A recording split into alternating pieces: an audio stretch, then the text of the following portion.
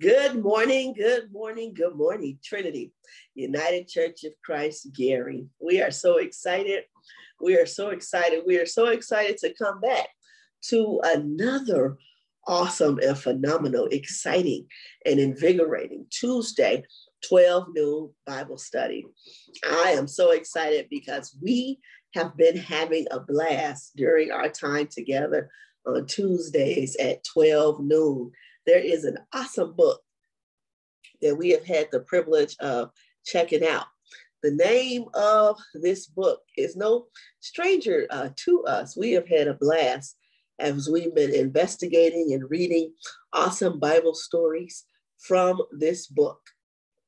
The name of this book is entitled When Mama Speaks. When Mama Speaks, the Bible and Motherhood from a Womanist Perspective by Dr. Stephanie Buchanan Crowder. We have been having a blast during our Bible study time. We have been reading about such stories as Rizpah. We've also been looking at the story of Hagar.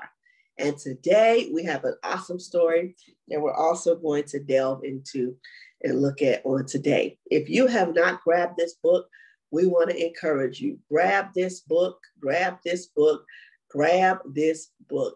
it will bless your life. And so on today, we want to invite you to journey with us as we look at the story of Bathsheba. Now, you remember the story of Bathsheba, don't you? Let's talk about it. First and foremost, what's the initial thoughts that come to mind for you when you think about our beloved sister Bathsheba? Yes, you got it. Unfortunately, there should be some negative connotations that jump out in your mind. These negative connotations are not what you yourself has thought about, but these are negative connotations that the larger world, the larger society, maybe the churches that we grew up in as a small child and were raised in would sometimes preach negative ideologies and thoughts and beliefs about our sister Bathsheba. And so first and foremost, we have to challenge ourselves to look at the story of Bathsheba through a new lens, a different lens, if you will. You remember. I hope you have pen and paper handy. You remember our beloved story of Bathsheba and how we're first introduced to her story.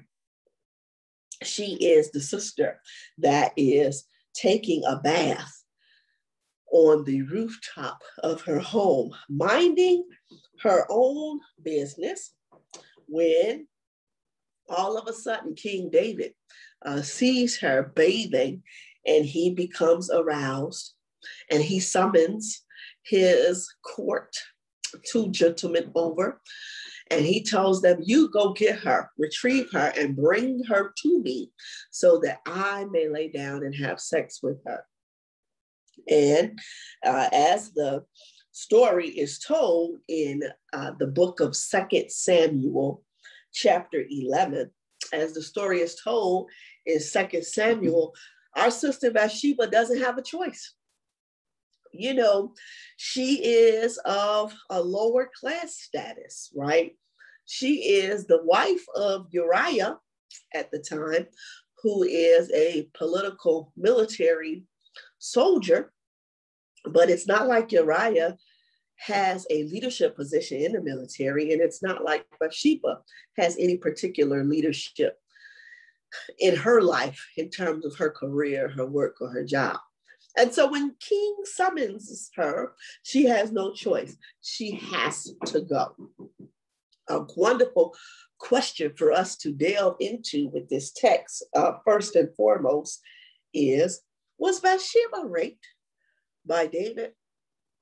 Oftentimes when we have grown up in many Christian circles, in many Christian churches, we are told that Bathsheba somehow tempted David. There are myths around this story. And the thought is to make David look as though he is the victim and Bathsheba is the one who took advantage of him.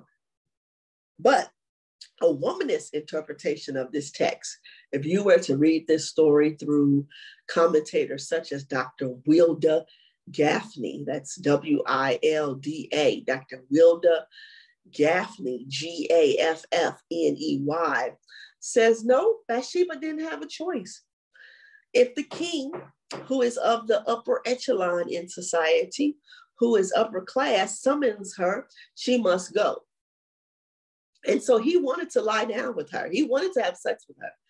Our text in this Samuel text does not tell us if she said no, does not tell us if she didn't want to do this with him or not. And so oftentimes this text makes us have to examine power dynamics and what's the impact of power dynamics. And so the question that we wrestle with is, did Bathsheba actually experience a rape by King David in some sense?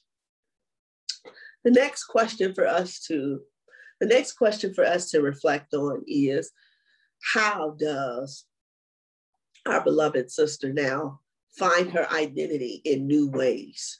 She has experienced a trauma in some sense. That's right, she has experienced a trauma. How does she begin to see herself in a new light, in new ways, right? This becomes the second question, or next question, we must begin to wrestle with in some sense. You remember the story, right? She is taken advantage of sexually by David, and she becomes pregnant by the king. And when she becomes pregnant, in an attempt to cover up his sinful act, he sends a letter to the military leader and official to say, hey, her husband is named Uriah, and I want you to give him some time off so that he can come home and lie with his wife or have sex with his wife. So then I can say, she is pregnant and you must be the father because you had sex with her during a wild night of passion when you were temporarily stationed at home from this war. According to our text in this Samuel book, we learn that Uriah is a God-fearing brother. He is dedicated, he is loyal, he is faithful, and he refuses to accept the invitation of his military leader and King David to come home. He says, no, I need to continue on this path of fighting in this war. If my fellow brothers who I am fighting in this war with cannot come home and spend time with their family, be with their spouses, then I don't want to have this opportunity either. I want to sacrifice and remain present on the battleground. And this, unfortunately, would be the reason that Uriah would unfortunately lose his life.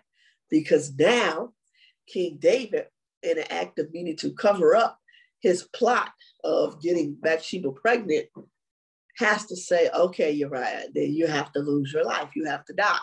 Because David didn't want to take the chance of Uriah returning home from war, discovering that his wife is pregnant, and then raising questions or concerns around how did his wife get pregnant. So this is in some sense a soap opera, if you will. I'm telling you, General Hospital, One Life to Live has nothing on this story. And so David, because Uriah turns down his offer to come home, David immediately tells the particular leader of the military, put Uriah out on the front line so that he can be killed in this war. And that's exactly what the military leader does. Uriah is placed out on the front lines and is unfortunately killed. So there are a number of reflective questions just in this first half of this story for us to grapple with. I hope you have pen and paper handy. Let's talk about it. Let's talk about it. Let's talk about it. The first question for us to grapple with, as I said earlier, is, was Bathsheba raped by King David? And along those lines, if you believe that Bathsheba was raped by King David, how do we hold leaders accountable? How do we hold leaders accountable when they do wrong actions, when they commit sins, when they are unethical or immoral? We see as a result of what Bathsheba would do, we see as a result of what David would do to Bathsheba, the prophet Nathan would have a conversation with David later on. That is what we read in Psalms 51, where Nathan would convict David for his actions. Who are the Nathans in our society today? How are you called to be Nathan, to hold some particular leaders accountable for immoral or unethical actions? That's another reflective question for us today. When have you been Bathsheba? When have you been Nathan? A third reflective question for us is, when have you been David? Have there been opportunities, moments, events, times, experiences where you have taken advantage of somebody? May not have been sexually, or maybe it has been. Maybe you took advantage of them psychologically, emotionally, mentally, physically, financially. When have you been David? When have you repented for those behaviors and those actions? There is so much in this text. And so we see now that our sister Bathsheba, the second portion of our story today, is our sister now has to reinvent herself. In some sense, she has to now develop or create a new identity. And that's where our story starts off with in our wonderful text, When Mama Speaks. Dr. Stephanie Crowder does not begin the story at Samuel, the book of Samuel. No. She invites us to look at the story from 1 Kings. 1 Kings, and look at or read and reflect about Bathsheba's identity now, as we see in 1 Kings chapter 1, verses 11 to 31.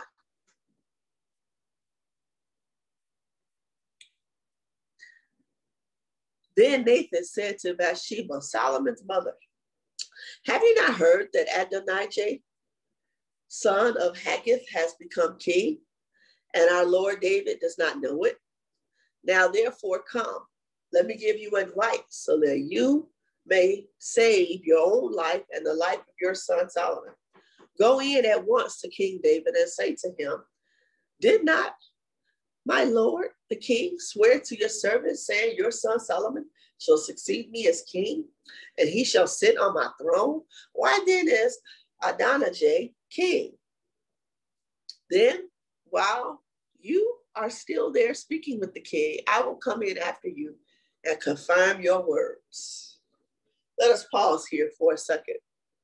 So, as the narrative is told to us, after Bathsheba's husband at the time, Uriah, is killed in war, David decides to take in Bathsheba.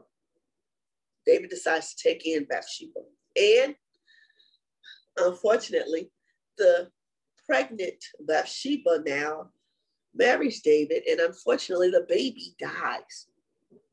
Yes, this baby unfortunately does not survive. This baby dies.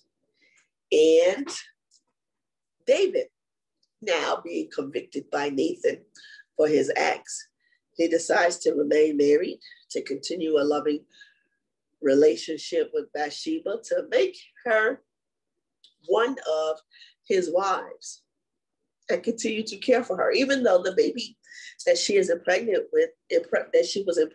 with has died. Now Bathsheba becomes pregnant again. And guess who her son would be? Her son would be Solomon. You all know Solomon, right? The wise king. And it is now believed that David makes a promise to Bathsheba and tells Bathsheba, look, your son, Solomon, will be my successor. We don't know exactly why David has made this statement to Bathsheba. We don't know if maybe this is David's, again, way of trying to make reparations to Bathsheba for what he has done to Bathsheba. We don't know exactly what is the reasoning behind this. Now, put a little thumbprint right there, because we're going to come back to that in a second. But interestingly enough, as David is continuing to grow, now older, he begins to take ill. 20 years have passed from the time Bathsheba was unfortunately raped by David and her husband is killed in war, to now this very moment, where now Solomon, who is now born in his late teens, now 20 years have passed now. Now Solomon is born and David is growing frail and weak. And David has another son named Adonijah. And Adonijah is actually an older sibling of Solomon. David had Adonijah with another woman before Bathsheba got pregnant with Solomon. And so as David is growing frail, is growing weak, Adonijah tries to make a play for the throne.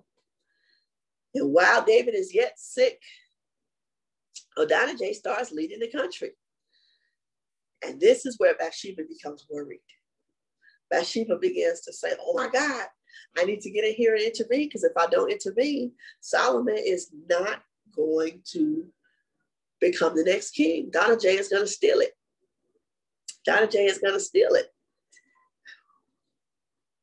And so Bathsheba goes to David and challenges David and says, wait a minute, didn't you say my son Solomon was going to be the king? Do you know what your other son Adonijah is doing right at this moment? He is trying to steal the throne.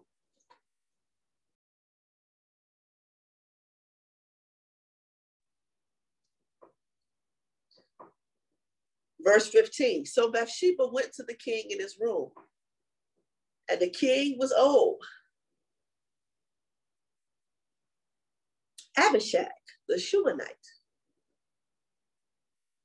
was attending to the king. Bathsheba bowed and did obedience to the king, and the king said, what do you wish? And she said, my lord, you swore to your servant by the Lord your God, saying, your son Solomon shall succeed me as king, and he shall sit on my throne. Now suddenly Adonijah has become king, and though you, my lord, the king, do not know it, he has sacrificed oxen, fatted cattle, and sheep in abundance, and has invited all the children of the king, the priest, Abiathar, and Joab, the commander of the army.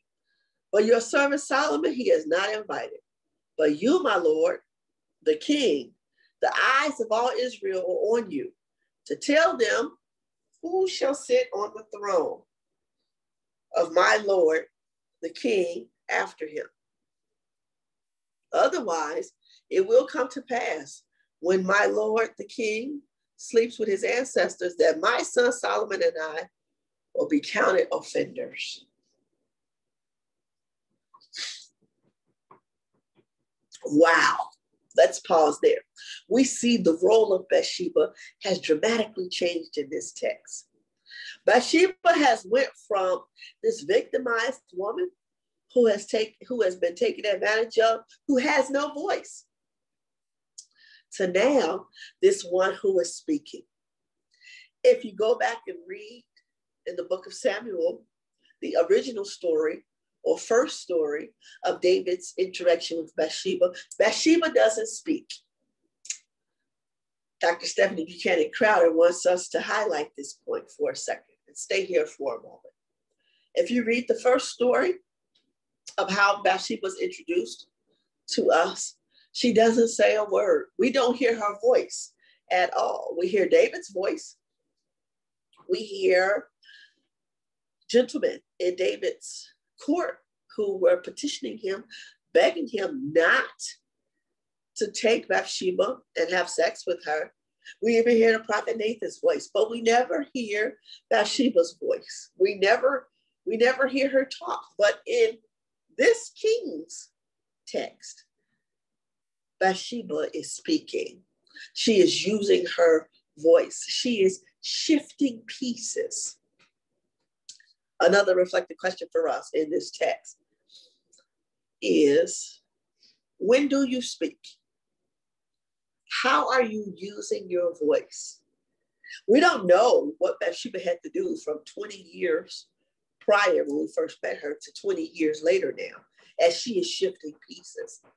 So the question becomes for you, where's your voice? Where is your voice?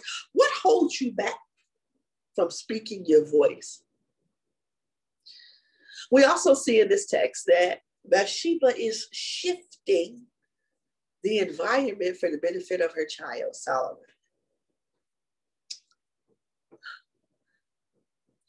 How do you begin to advocate for your children? What does it mean? What does it mean? What does it mean to be an advocate for your children? Bathsheba, watch this, wasn't in a place to advocate for herself when she first met David, when he sexually violated her and took advantage of her in the book of Samuel. But in the book of Kings, she has found her voice. And now she is using her voice to advocate for her son, Solomon, a child. Your voice may have been taken from you years ago. Your voice may have been robbed, may have been stolen, may have been quieted. But you are a new being. You have a new identity. What do you use your voice for? Who do you use your voice to advocate for? There's a wonderful book that I want to invite you all to check out. There's a wonderful book. It was recently published, and this is an amazing book by Dr. Tama Bryant called Homecoming. Homecoming. Overcoming fear and trauma to reclaim your whole authentic self. Overcoming fear and trauma to reclaim your whole and authentic self. And in this book, Dr. Bryant highlights basically what Bathsheba had to do from 20 years ago to 20 years now. In some sense,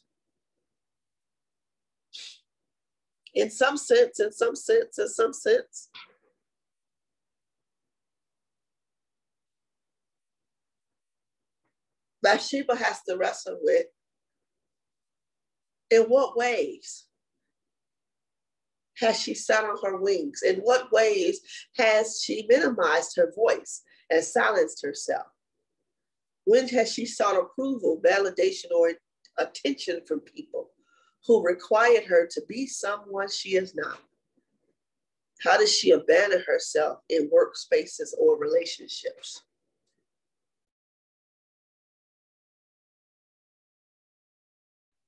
The Bathsheba that we see in this King's text 20 years later from the Samuel text invites us to also reflect on this quote in our own lives.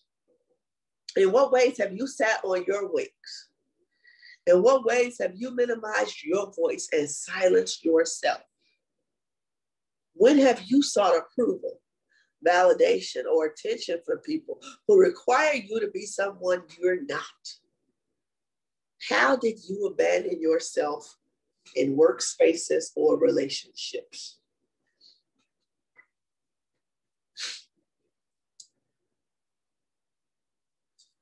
In this season of Lent especially, healing and coming home to yourself requires recognizing and reclaiming the parts of yourself that you left behind.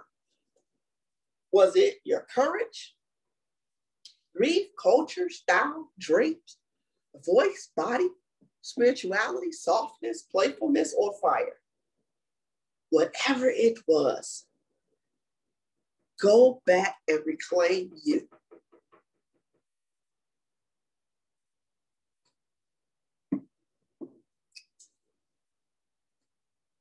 In some sense, this is what Bathsheba has to do.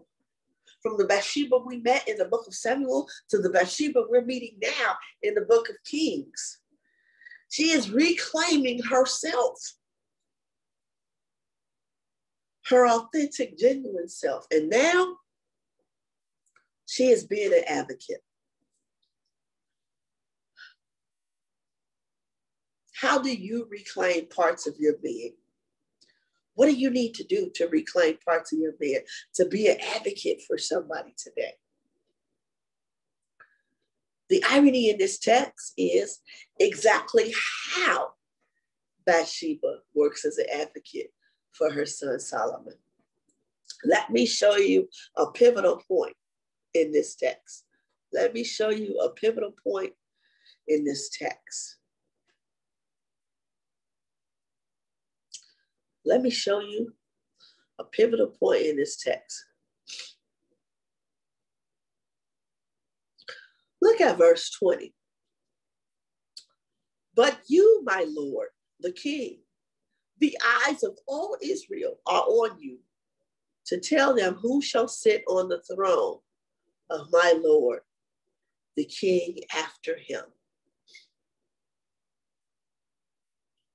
Let me read that again and listen to the message you hear in this text. In that one particular scripture, verse 20, but you, my Lord, the king, the eyes of all Israel are on you to tell them who shall sit on the throne of my Lord and the king after him.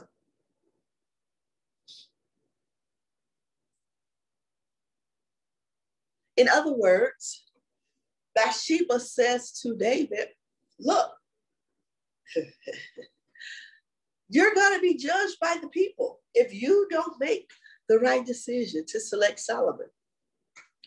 Why we celebrate Bathsheba is because she appeals to David's sense of image.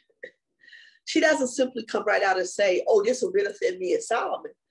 She appeals to David's growing edge. What was his growing edge? He struggled, if you will. He struggled, if you will. He struggled, if you will, with image. And so she appeals to that. This is what makes her smart. This is what makes her wise. She appeals to that. And she says, you have a decision you have to make, because you're going to be judged by the people. David listens to her and takes heed. But also, Bathsheba works with somebody else to help David in his decision making. Again, who does she work with? Look at verse 22. While she was still speaking with the king, the prophet Nathan comes in and says, King, here is the prophet Nathan. When he came in before the king, he did obeisance to the king and his face to the ground. Nathan says, my Lord, have you said, Adonijah shall succeed me as king, and he shall sit on my throne? For today he's gone down and has sacrificed oxen, fatted cattle, and sheep in abundance, and has invited all the king's children. But he didn't invite me or your servant, Zadok and others, and he didn't invite Solomon. The text goes on to say, it is because of Nathan and Bathsheba's working together that David now declares Solomon is king. He stops Adonijah. He stops Adonijah. In fact, Adonijah is killed. Bathsheba makes sure that Adonijah is killed so that he'll never even become a threat. Once David dies, he'll never become a threat to her son Solomon. Isn't it interesting? This one who is raped, who has been taken advantage of now, finds a new voice, a new calling to be advocate on behalf of her child. And the irony is, she even works with Nathan. Remember, Nathan is the one who convicted David 20 years ago for raping Bathsheba. But now Bathsheba comes alongside to work with Nathan to convince David to name Solomon to the throne. The last and final reflective question for you today is, who do you need to work with to help as you advocate for somebody else? Bathsheba had to work with Nathan to get this goal accomplished. Who is it that you need to work with? Maybe somebody who you've never even worked with before. Who are you called to, in the spirit of umoja, unity, work with somebody else to get your goals accomplished, to get your tasks achieved in some sense? This becomes the next reflective question for us. And so in some sense, where we want to land the plane is, in order to develop new identities, new ways of being, there are some beliefs that we need to unlearn. In order for Bathsheba to move forward with her new identity 20 years later, she had to let go of some beliefs. She had to unlearn some beliefs. She had to unlearn some traumas. What do you have to unlearn? What are the belief systems you carry that keep you from embracing, exploring your full identity? These statements are statements that we encourage you to unlearn. I cannot trust myself. I am nothing without God. We need to unlearn that. My desires are sinful. We need to unlearn that. My spiritual self is all that matters. We need to unlearn that. I am responsible for saving others. We need to unlearn that. There is only one right way to live. We need to unlearn that. I am broken and need to be saved. We need to unlearn that. I cannot trust myself. We need to unlearn that. All of these beliefs are bad theology, bad ideology that we need to unlearn. These statements are what Bathsheba needed to unlearn in order for her to live her full identity of who she is or who she would become, as we would meet her in the book of Kings. And so that is the same reflective question for each and every one of you today. Which of these belief systems do you need to unlearn so that you can move into your full being?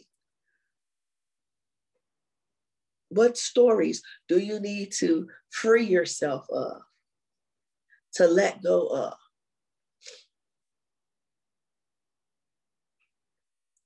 In some sense, we want to encourage you today to grab your authentic, genuine self, to free yourself from these stories that no longer serve you, so that you can live your full identity, your full calling.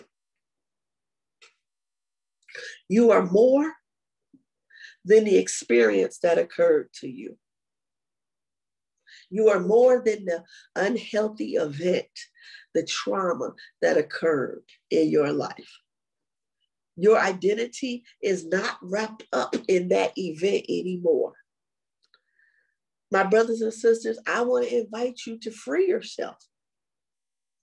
Free yourself from that pain of what happened to you.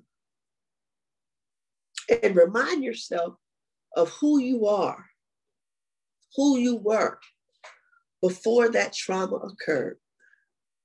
Remind yourself that you had an identity before that trauma. You had an identity before that trauma. Who are you? How do you get back to your authentic, genuine self? God bless you, my brothers and sisters. God bless you. God bless you. God bless you. Be like Bathsheba. Find your new identity. Don't let the trauma that occurred to you be the final end of your narrative of how you identify with yourself. Blessings to you.